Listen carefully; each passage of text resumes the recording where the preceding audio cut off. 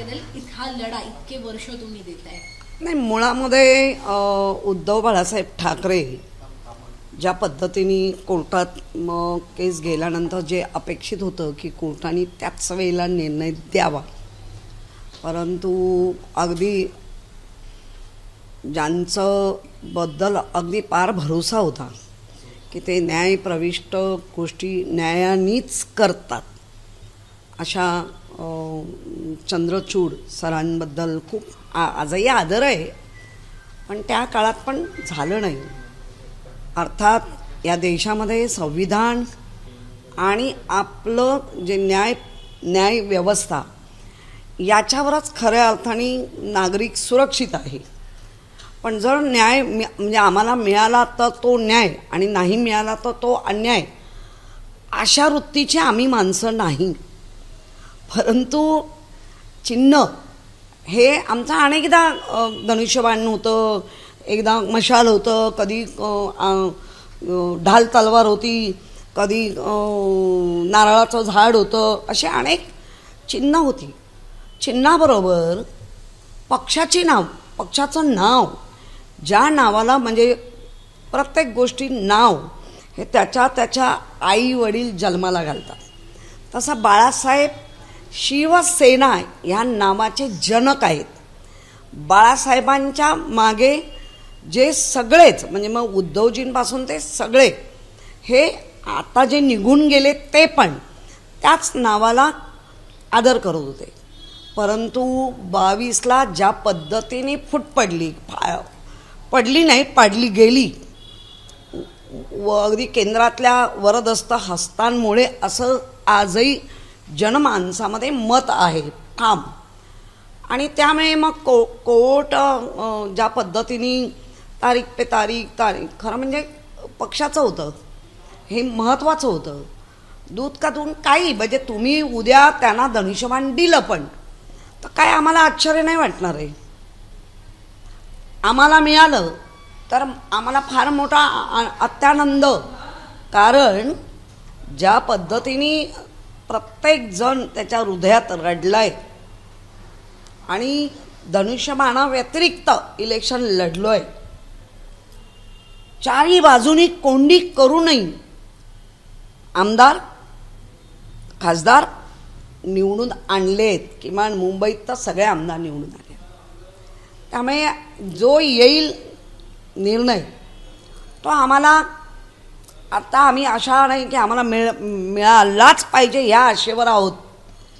कारण ज्या पद्धतीने तोडमोड झाली आहे त्याच्यानंतर चंद्रचूड साहेबांनी पण बऱ्याच काही गोष्टी त्याच्यात नमूद केल्या आहेत.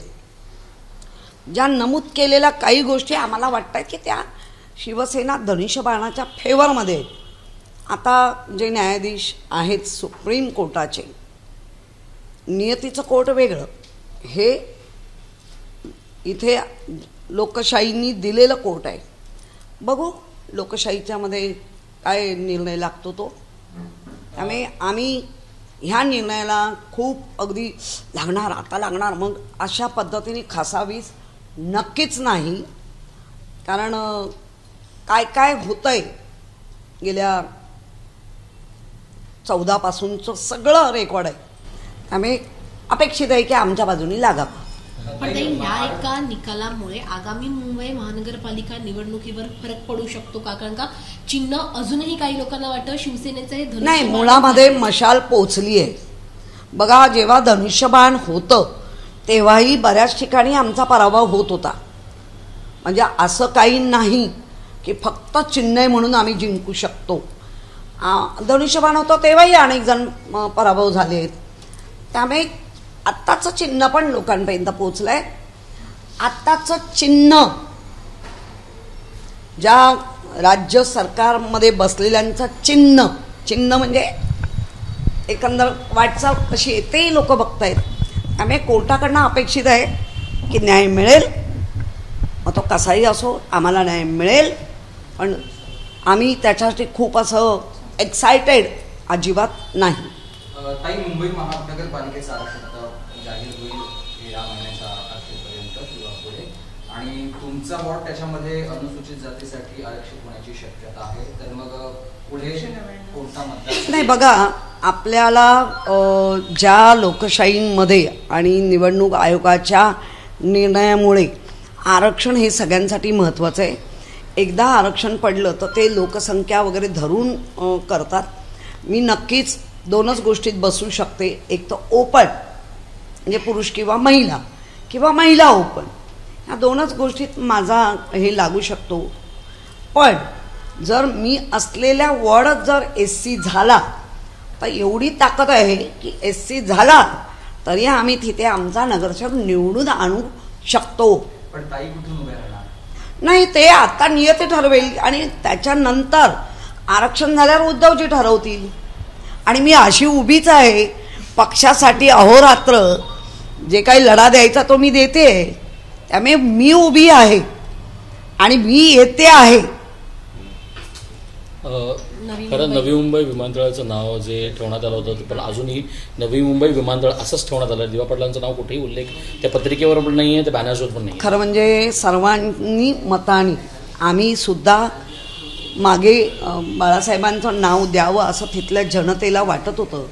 पण बाळासाहेबांच्या नावांबरोबर किंवा बाळासाहेबांबरोबर काही काम वगैरे तर दिबा पाटील हेही नाव त्या तिथल्या स्थानिक लोकांमधल्या त्या असलेल्या आगरी कोळी यांच्यामधलं ते एक नेतृत्व होतं आणि त्यांचं नाव द्यावं हे आम्ही रजामंदी ऑलरेडी दिलेली आहे.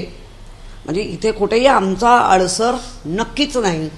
आता ज्या सरकारवर हे सगळे तिथे भाजपाचा आमदार निवडून आणतात, तिथे सगळं ते निवडून आणतात, ती लोक काय करत आहेत? या लोकांच्या जीवनाशी म्हणजे त्यांच्या असलेल्या भावनाशी खेळण्याचा अधिकार तुम्हाला कोणी दिला? त्यांनी जर ते सगळ्या एकमताने दिबा पाटील विमानतळ तर लगेच ते झालं पाहिजे. कारण वेळ असायला हवा नाही यांच्याकडे. कोण फुटतोय का, कोण तुटतोय का, कोण करडतोय का, कोण हसतोय का, एवढंच बघताय. बस. थँक्यू.